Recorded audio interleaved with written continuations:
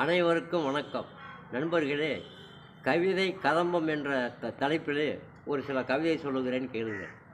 தமிழகத்தின் தலைநகரம் சென்னை, தொலைபேசி அழைக்குதப்பா உன்னை.